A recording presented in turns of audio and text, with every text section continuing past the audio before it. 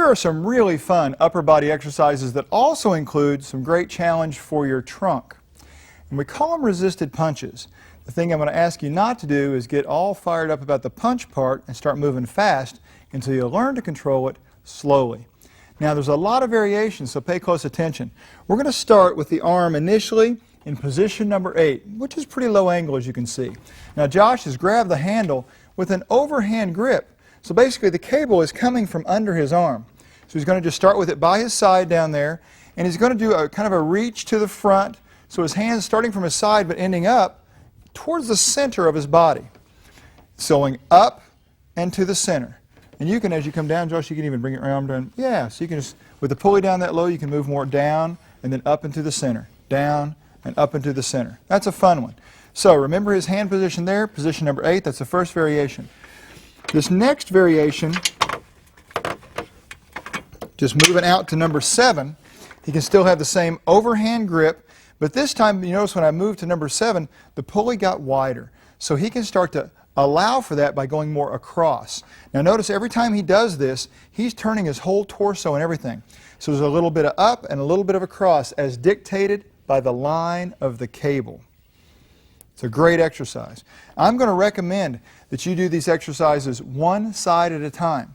So he could be just finishing all on this side and then moving to the next side, or have both in his hands, but don't do them at the same time. You could alternate them like this. This allows you to get the rotation, because if you move both at the same time, you're not going to get the trunk rotation that's such a great part of this exercise.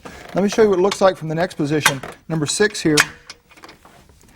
All you can see as the pulley gets a little higher, there will be less up to the motion, but it gets wider, so there's going to be more across to the motion. He's also changed his hand position here, so he's going out and you can go across a bunch. There you go. Look at that great trunk rotation associated with that. And he's not moving exceptionally fast. Nice and controls the key. One more for these across type motions, and I'll show you. This is almost purely straight across. Almost all the trunk rotation. He's reaching clear past the level of his other shoulder over here in terms of how far he's twisting. Does that feel good? Oh yeah. Notice he's sitting straight up the whole time. He's not slouching on any of these, and that is so important when you're doing rotations with the trunk, is keeping that posture, just like your mom told you a long time ago. So look, now we've come up one, and as soon as this starts getting above the height of the shoulder, for Josh, position number, I think it's number 4, starts getting above his shoulder, he starts pressing downward. So as the pulley goes above you, the angle of motion starts to go down, so it's down and across, and the final one we're going to do, position number 3, is a lot of down to it along with his crossing motion. So review those carefully before you start to address these exercises, because the angle of the adjustable arm totally affects the angle of the cable, which will totally dictate how you should move in terms of up versus down versus across.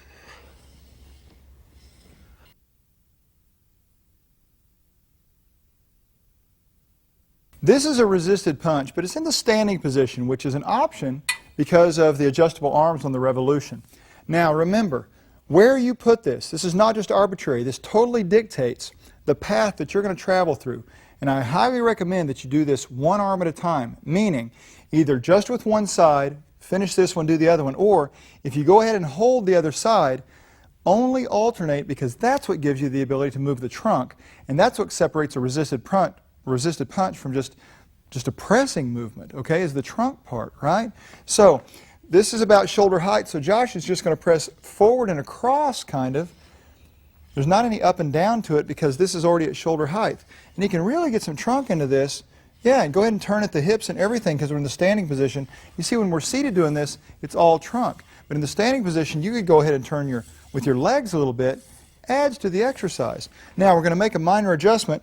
I'm going to go up with the arm. That's position number 2 now. So he's going to go down ever so slightly, so he's down and across. Get some trunk, get some hips and everything into that just a little bit. There you go. Come on. It's like you're dancing there, buddy. You can do it. All right. We got one more position I think that might be viable for this. It's more of a downward punch. It's position number 1 on the arms. Now the thing is, with your height differences, some of you are shorter than Josh, some of you are taller than Josh, but that's going to change how much of an incline or decline you can do with these things based on the different settings. Okay, hold still for a second. I'm going to go down below your shoulder, about position number 4, which is going to require him to move up and across. And he has lots of variations on this incline version. So we're down to position number 5. And I think number 6 is about as low as we're going to go for him because it's going to be really an upward motion at this point, which is fine. It's kind of like an upward press. But we don't need to go much lower. So there are just countless variations for this thing.